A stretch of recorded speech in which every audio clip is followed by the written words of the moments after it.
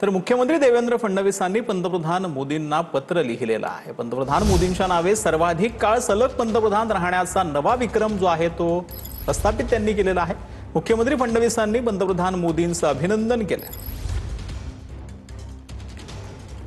तर मुख्यमंत्री फडणवीसांनी पंतप्रधानांना लिहिलेल्या पत्रात नेमकं काय म्हटलेलं आहे ते आपण ग्राफिक्सच्या माध्यमातून पाहूया। शिवरायांचे 11 किल्ले युनेस्कोच्या यादीत समाविष्ट करणं, त्यासोबत मराठी भाषेला अभिजात दर्जा देणं आणि भारतरत्न डॉक्टर बाबासाहेब आंबेडकरांचं लंडनमधील स्मारक याची असे निर्णय त्यांनी घेतल्याचं त्यांनी म्हटलेलं आहे। युनेस्कोमध्ये आंबेडकरांच्या पुतळ्याचं अनावरण असो किंवा इंदू मिलच्या स्मारकासाठी जागा देण्याचा निर्णय असो, प्रत्येक बाबतीत आपण पुढाकार घेत निर्णय केल्याचं देखील यावेळेला फडणवीसांनी आपल्या पत्रात जे आहे ते म्हटलेलं आहे। तर नवी मुंबईचा आंतरराष्ट्रीय विमानतळ, मेट्रो 3, नागपूर पुण्याची मेट्रो, समृद्धी महामार्ग, Atal Setu, coastal road, missing link असे प्रकल्प सुरू करू शकलो असं देखील यावेळेला फडणवीसांनी आपल्या पत्रात म्हटलेलं आहे। छत्रपती संभाजीनगरची DIMC, Auric city, Dighi port किंवा आता गडचिरोलीच्या देशाचं ग्रीन स्टील हब म्हणून प्रवास यामागे आपण भक्कम उभे राहिलात असं पंतप्रधान नरेंद्र मोदींनी सांगितलं। फडणवीसांनी आपल्या पत्रात जे आहे ते असं म्हटलेलं आहे, महाराष्ट्र आता थांबणार नाही अशी गर्जना आम्ही करतो तेव्हा त्यात आपण ठामपणे पाठीशी आहात हा आत्मविश्वास कायम मनात असतो, अशा भावना देखील यावेळेला फडणवीसांनी या पत्रामध्ये मांडलेल्या आहेत। तर एका तासात विटा शहरातून पाहिजे तेवढं ड्रग्स आणून देतो, राजू शेट्टींनी हे वक्तव्य केलेलं आहे। विटा शहरात हे काय सुरू आहे असं राजू शेट्टींनी सवाल केला। मी त्यांना सांगितलं की मला 1 तास वेळ द्या, या विटा शहरामध्ये तुम्हाला पाहिजे तेवढा ड्रग इथं मी गोळा करून मी इथून जवळजवळ 100 किलोमीटर अंतरावर राहणारा माणूस आहे, तरी सुद्धा 1 तासात मी तुम्हाला पाहिजे तेवढा ड्रग या शहरातनं गोळा करून दाखवतो। मग हे काय चाललंय? तुमच्या बुडाखाली आग लागल्या त्याची पहिला चौकशी करा। दोषी तुमची टोपी कधी उडाली तुम्हाला कळणार सुद्धा नाही। तर मुंबईमध्ये रिक्षा टॅक्सी चालकांसाठी आता मराठी बोलणं अनिवार्य असणार आहे असं सरनाईकांनी म्हटलंय। 1 जून ते 15 ऑगस्ट दरम्यान मराठी संवाद प्रशिक्षण होणार आहे असं सरनाईकांनी म्हटलंय।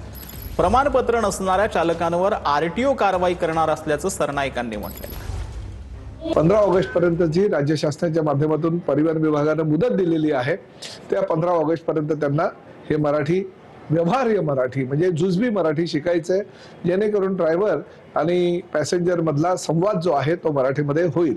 1 जून पासून जी आम्ही प्रक्रिया चालू केलेली आहे, 1 मे पासून त्या प्रक्रियेला प्रचंड प्रतिसाद मिळतोय। कायद्यानुसार कारवाई करावीच लागेल आणि महाराष्ट्रामध्ये जर मराठी तुम्हाला शिकता येत नसेल, पॅसेंजर बरोबर बोलताना, प्रवाशांबरोबर संवाद साधताना जर मराठी तुम्ही बोलत नसाल तर मग त्याचा फायदा काही नाही।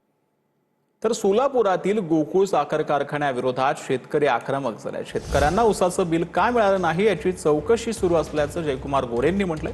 मुख्यमंत्र्यांशी चर्चा करून शेतकऱ्यांना बिल मिळवून देण्याचा प्रयत्न करू असं देखील जयकुमार गोरेंनी म्हटलंय। तर गोकुळ साखर कारखान्याची 130 कोटींची FRP थकीत असल्याची साखर आयुक्तांनी माहिती दिली आहे। साखर कारखान्यांची मालमत्ता जप्त करून शेतकऱ्यांची FRPची रक्कम देण्यात येणार असल्याचं देखील साखर आयुक्तांनी म्हटलं।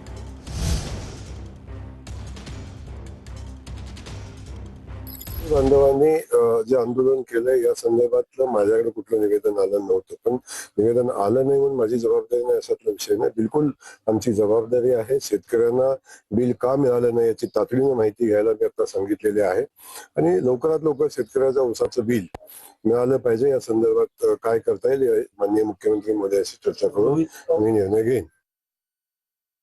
हा जो गोकुळ शुगर्स प्रायव्हेट लिमिटेड हा जो कारखाना आहे, ऊसाचं गाळप करून शेतकऱ्यांची FRP अदायगी सुद्धा त्यांची पूर्ण झालेली नाही। साधारणपणे आमच्या अंदाजानुसार 130 कोटी येईल, त्यापेक्षा ती कमी येईल, परंतु आम्ही जास्तीत जास्त त्याच्या गाळप क्षमतेच्या आधारावर हा अंदाज काढलेला आहे, कारण त्यांनी स्वतःहून कुठली माहिती दिलेली नाही। त्यामुळे आपण त्याच्यावर RRCची कारवाई केलेली आहे आणि जिल्हाधिकारी सोलापूर आणि तिथले जे महसूल अधिकारी आहेत ते त्या कारवाई तिथे प्रगती जप्तीची कारवाई नंतर त्या शेतकऱ्यांना जी काही FRPची रक्कम ती मिळणार ती अदा होईल।